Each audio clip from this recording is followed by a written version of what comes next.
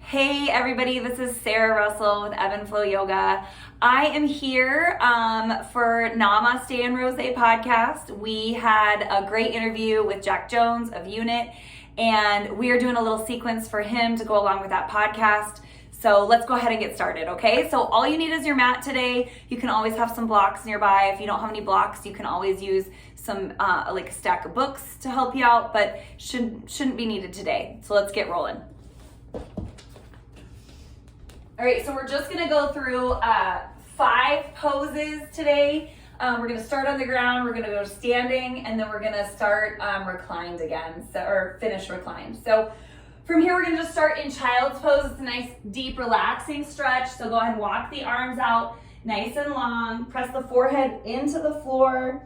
And you can even walk to the side if you want to. Let your hips kind of anchor down to those heels. If this is too much on the arms, if you feel like you want to relax a little bit more and kind of hug those legs with the arms, you can do that too. You can rest the head to the side. And just go ahead and take a few deep breaths here, whatever feels good. Feel the back body expand, soften the shoulders, lengthen the spine, and just let the hips continue to anchor towards those heels. And we'll take one more big breath here. Inhale and exhale. And then when you're ready, we're gonna go ahead and come up to all fours.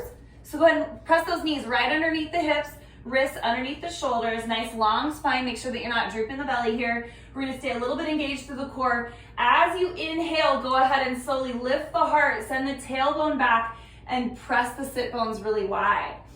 As you expel the breath, go ahead and round the spine, push it away as if you're trying to push the mat away from you. Feel that space between the shoulder blades grow a little bit. And we'll take another deep breath in, just moving with the breath each and every time. Pushing it away. We're gonna reverse that breath in just a moment, so go ahead and come back to that neutral spine. On the next inhale that you take, go ahead and slowly round the spine, gather that breath into the center of your body.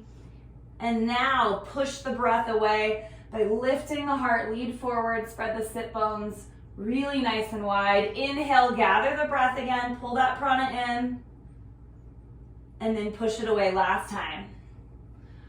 Bring it back to that neutral spine for a moment. We're gonna go ahead and walk our hands just a little bit further forward now, finding our downward facing dog. And I like to measure my down dog. My middle finger should be able to touch here if I rotate my hands in. And then when we're ready to come up, just lift the hips nice and high. I'm a little tight today. I was on the bike this morning. So I'm gonna keep my knees nice and bent to focus on that long spine here. Press into all 5 fingers.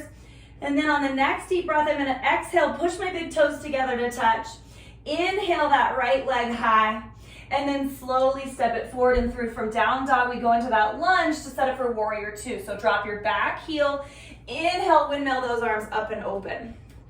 And so right now you can go ahead and turn the palms face up here and just squeeze the elbows back. That's gonna lift the chest a little bit, and then turn the palms down, gaze over that middle finger. You can always look down at the legs here. Make sure that this thigh bone is tracking back to put all that weight in that back foot, and then evenly distribute back to the front foot with that knee open over the ankle.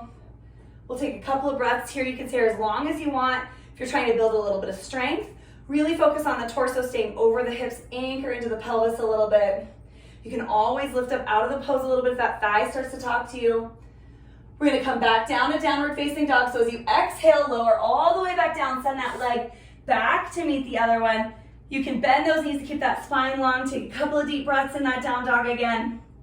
And then as you exhale, big toes come together to touch. Left leg comes up, make the space, and then step forward between the hands. This is where those blocks can come in handy here. We're gonna drop the heel. I'm gonna be facing away from you so you get a little booty shot. We're gonna come up nice and high, back to that warrior 2. Same thing as before. You can squeeze those elbows in to lift the chest. Make sure everything's facing the long end of your mat, and then arms nice and long. Gaze over that middle finger. If you notice your head tilting to one side, go ahead and readjust it so you're reaching through the crown of the head here, and then gently rotate it over that left shoulder. Remember, you can come up out of the pose a little bit or sink a little deeper depending on your practice, tracking that thigh bone on the right back behind you. You should be able to see the big toe on that front foot. One more breath. And then we'll exhale back to that downward facing dog. And we're gonna come back and travel through tabletop. Cross those ankles, and we're gonna roll all the way onto our backs here. So, we'll go ahead and slowly lower down. We're gonna take a gentle supine twist. So I like to pull my knees in just a little bit more, flatten the low back into the floor. Go ahead and anchor everything in, hollow the belly. And then arms can either come to cactus pose with the palms face up, or you can flatten the palms to the floor in a T position. We're gonna pick the hips up, move them over to the right a little bit, and then slowly let the knees fall to the left. Turn the head over that right shoulder. Make sure that right shoulder stays anchored here. Take deep, full belly breaths here, in and out. Now you can always do this with one leg straight, one leg bent. You can place a block or something here. You can also extend that leg long. If flexibility permits, you can grab hold of that foot with the hand. You get to decide what feels good. But we moved our hips to the right as our knees fell to the left to kind of allow that spine to stay in that neutral position.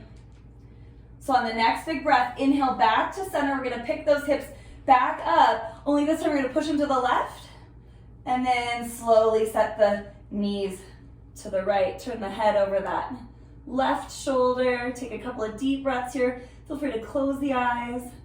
Any variations you took on the other side, you can go ahead and take here, whatever feels good.